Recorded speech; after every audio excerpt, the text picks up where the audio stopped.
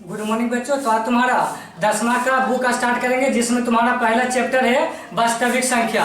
और सोमवार से शुक्रवार तक तुम्हारा सीरियली से पढ़ाएंगे। कहने का मतलब है कि वास्तविक संख्या खत्म होगा तो बहुपद, उसके बाद रैखिक समीकरण, उसके बाद द्विघात समीकरण, ये सब होता है वो पढ़ाएंगे। उसके बाद शनिवार को तुम्हारा बीच का टॉपिक, यानी जो भी बोलोगे वो स्टार्ट करेंगे। लेकिन सबसे पहले हम समांतर श्रेणी बीच का स्टार्ट करेंगे। यानी शनिवार को तुम्हारा समांतर श्रेणी होगा और सोमवार से शुक्रवार तक तुम्हारा ये वास्तविक संख्या सीरियली से पढ़ाई होगा। और संडे को तुम्हारा ज्योग्राफी का क्लास होगा। इसलिए ध्यान से पढ़ो और मेरा अलग एक कॉपी बना लेना और 10 महीना में लगभग इसको कंप्लीट कर लेंगे। उसके बाद सेट प्रैक्टिस करेंगे और 2-3 टॉपिक अगर खत्म होगा तो हम लाइव क्लास आकर सेट प्रैक्टिस कर लेंगे, ठीक ना। और देख लेना वीडियो क्वालिटी थोड़ा सुबह नीचे हो सकता है, लेकिन तुम्हारा जो भी कठिनाई होगा कमेंट कर देना, हम उसका पूर्ति करेंगे। और अगल बगल भी आवाज आता है तो उसका माइनस करना, लेकिन ध्यान से पढ़ो। चलो, जिसमें तुम्हारा पहला टॉपिक क्या है? वास्तविक संख्या। वास्तविक संख्या पढ़ना है। इसका इंग्लिश में कहते हैं रियल नंबर, ठीक ना। वास्तविक संख्या इंग्लिश में रियल नंबर, जिसमें से तुम्हारा पहला पढ़ना है प्राकृत संख्या। तो हमें तो लगता है कि सभी को मालूम होगा, नहीं तो सुनो। गिनती की संख्या को प्राकृत संख्या कहते हैं। यानी हम सब बचपन में पढ़े होंगे गिनती, तो गिनती पढ़े तक कैसे पढ़ना स्टार्ट किए थे? 1 2 3 4 5। तो इसका मतलब 1 2 स्टार्ट 5 होगा, जैसे में 1 2 3 4 5, उसके बाद और अनंत तक जाएगा। तो कहने का मतलब प्राकृत संख्या किसे कहते हैं? गिनती की संख्या को प्राकृत संख्या कहते हैं। गिनती की संख्या को प्राकृत संख्या कहते हैं। उसके बाद जैसे भी लिख लेना 1 2 3 4 और अनंत तक जाएगा, ठीक ना। ऐसे तुम्हारा ऊपर जो लिख दिया 90+ ऐसे नंबर नहीं आ जाएगा मैथ में, तुमको मेहनत करना पड़ेगा। बस कुछ नहीं करना, जितना पढ़ाते उसका रिवीजन करना। कम से कम 1 महीना हम इस चैनल से जुड़े रहो, उसके बाद तुमको पता चल जाएगा, ठीक ना। इसलिए ध्यान से पहले पढ़ो जो पढ़ा रहे हैं। जो दूसरा क्या पढ़ेंगे? पहला तो हो गया गिनती की संख्या को प्राकृत संख्या कहते हैं, जैसे में 1 2 3 4 5, ये सब सम मुंह पर रहना चाहिए। दूसरा में होता है सम संख्या। सम संख्या तो सीधे बोलेंगे जे 2 से पूरा कट जाए। कट जाए का मतलब कुछ, अगर जिसमें हम 2 से भागा दें तो शेष कुछ भी नहीं बचे, वह क्या होगा? सम संख्या। जैसे तुमसे पूछ देगा कि 8 सम संख्या है? हाँ है, क्योंकि इससे 2 से भागा दो, ठीक ना। इससे 2 से भागा दो तो ये पूरा कट जाएगा। 2 4 8, ठीक ना। तो 8 तुम्हारा सम संख्या है। तो इसको क्या लिखेंगे? वह संख्या जो 2 से पूर्णतः विभाजित हो, वह सम संख्या कहते हैं। अब देखो जैसे में कैसे क्या लिखेंगे? 2 होगा, 2 के बाद क्या होगा? 4 होगा और 6 होगा, उसके बाद 8 होगा। अब तुमसे कोई पूछ देगा कि बताओ 8 2 6 ये सम संख्या है कि नहीं है? ये है, क्योंकि 2 के विभाज्यता के नियम हम बता दिए हैं। इसलिए कहते तुमको कि जो भी पढ़ने में स्मार्ट हो, चाहे पढ़ने में कुछ भी हो, लेकिन वह जाके पहले बेसिक क्लास देख ले, क्योंकि 15 मिनट का बेसिक क्लास है, कोई ज्यादा का वीडियो नहीं है, तुम्हें बहुत ही फायदा होगा। देखो, तो हम बताए थे बेसिक क्लास में कि जिसके अंत में 0 2 6 8 ये सब रहता है, वह 2 से कटता है। तो इसके अंत में 6 थे, 2 से कटेगा कि नहीं? जब ये 2 से कट गया तो ये सम संख्या हुआ कि नहीं? तो 826 सम संख्या। उसी प्रकार तुमसे पूछ लेगा 800, तो 800 सम संख्या की नहीं है। तो देखो इसके अंत में 0, ये भी 2 से कट रहा, तो इसलिए ये भी 800 भी सम संख्या। कोई दिक्कत नहीं। सॉरी, कोई दिक्कत बोलने के लिए कोई मना किया, इसलिए कोई परेशानी है तो कमेंट कर देना। आगे देखो इसको, चलो अगला देखो, तुम्हारा सम संख्या तो हो गया, उसके बाद विषम संख्या। विषम संख्या, तो ध्यान से सुनो, सम संख्या कौन था? जो 2 से काटे, जो 2 से नहीं काटेगा जो कौन हो जाएगा? विषम संख्या हो जाएगा। तो क्या लिखेंगे इसको? वह संख्या जो 2 से पूर्णतः का मतलब पूर्णतः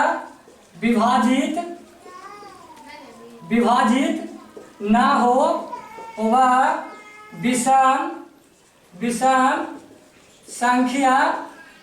विषम संख्या कहलाता है। कोई दिक्कत? सॉरी, तो वह संख्या जो 2 से पूर्णतः विभाजित ना हो वह विषम संख्या कहलाता है। जैसे में कहां से स्टार्ट होगा? 1 3 4 तो 2 से कट जाएगा, इसलिए नहीं होगा। 5 7 9 11 13, ठीक ना।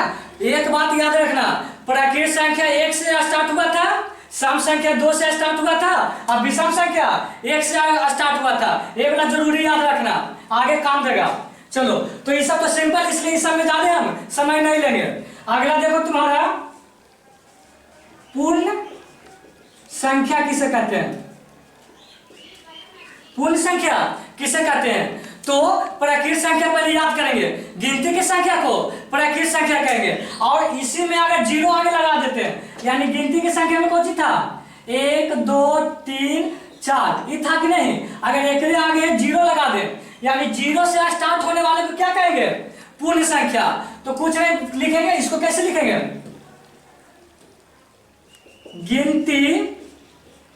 गिनती की संख्या में, गिनती की संख्या के कर दो, गिनती की संख्या के आगे या शुरू जो लिखो, आगे या शुरू में 0 लगा देने से वह पूर्ण संख्या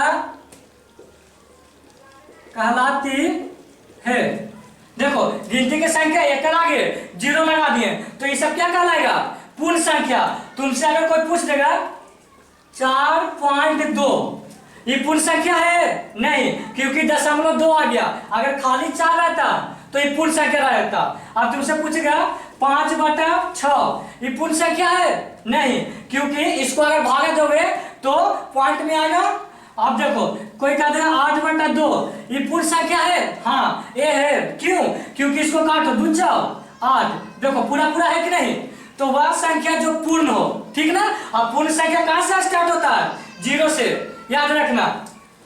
आगे देखो, चलो तो अगला देखो, पूर्णांक संख्या, जिससे तुम्हारा इस बार क्वेश्चन है वो ऑब्जेक्टिव पूछा था, और लेखन के पता नहीं चला था कि कहां से क्वेश्चन आ गया था। तो ध्यान से समझना इसको। पूर्णांक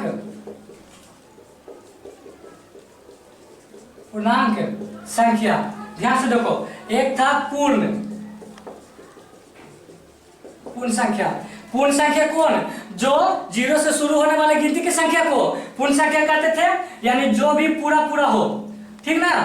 अब देखो, पूर्ण से ही बना है तुम्हारा पूर्णांक संख्या, तो इसको किसे कहते हैं? पहले लिखो परिभाषा, उसके बाद समझाते हैं। धनात्मक और ऋणात्मक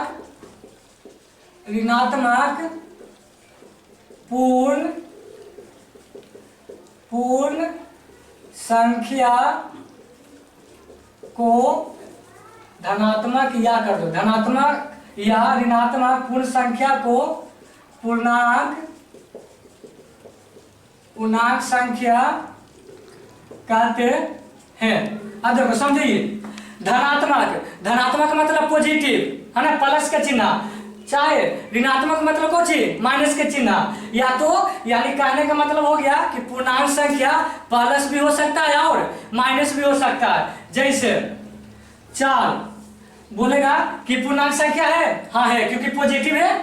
पूछ देगा -4, ये पूर्ण संख्या है, हाँ ये भी पूर्ण संख्या, कोई दिक्कत नहीं है। आप देखो ध्यान से, इससे क्वेश्चन पहले एग्जांपल लिख लेते हैं इसका, कौन कौन होगा। तो 0 1 2 3 4 5, ये माइनस में भी हो सकता है, -3 और बड़ी चीज दिक्कत है। पहले इतना समझो, धनात्मक या ऋणात्मक पूर्ण होना चाहिए, पूर्ण माने पूरा पूरा होना चाहिए। ये नहीं कि -4/5 तुम्हारा पूर्णांक संख्या, नहीं ये पूर्णांक संख्या नहीं है। तुम्हारा 5.6 ये भी पूर्णांक संख्या नहीं है, यानी जो पूर्ण, देखो इससे क्या तुम्हारा क्वेश्चन पूछा था इस बार 2024 में, यदि Q एक धनात्मक पूर्णांक है तो निम्न में से कौन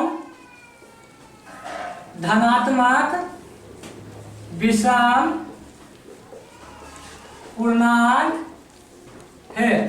ऑप्शन तुम्हारा ए में है 6Q + 1, ऑप्शन बी में तुम्हारा 6Q + 2, ऑप्शन सी में तुम्हारा 6Q + 4, ऑप्शन डी में तुम्हारा 6Q + 6। देखो इसको क्या समझना, यदि Q एक धनात्मक पूर्णांक है, यानी धनात्मक पूर्णांक का मतलब कौन चीज कि Q जो है ना वो प्लस में है, कुछ में है प्लस में है। आगे पढ़ो, तो निम्न में से कौन धनात्मक विषम, देखो ये वाला धनात्मक विषम, यानी धनात्मक मतलब तो प्लस होना ही चाहिए, लेकिन विषम होना चाहिए। क्या होना चाहिए? विषम। विषम मतलब कौन? जो दो से नहीं कटे, एक तो धनात्मक होना चाहिए, दूसरा विषम जो दो से नहीं कटना चाहिए, पूर्णांक होना चाहिए, यानी पूरा पूरा। तो आप देखो कुछ नहीं करना था इसको, Q बराबर तुम मान 1 रखो, यानी Q बराबर हम 1 रख रहे हैं, Q बराबर 1। तो देखो 6Q + 1 है ना, तो 6 ये दोनों सटा हुआ तो गुना में रहता है कि नहीं, पहले बताएं। तो Q बराबर 1 रखे थे, 1 + 1, पहले गुना के काम करेंगे, बोर्ड मास पढ़ा दिए, तो 6 और 1 से गुना करेंगे, 6 + 1 कितना के हुआ 7।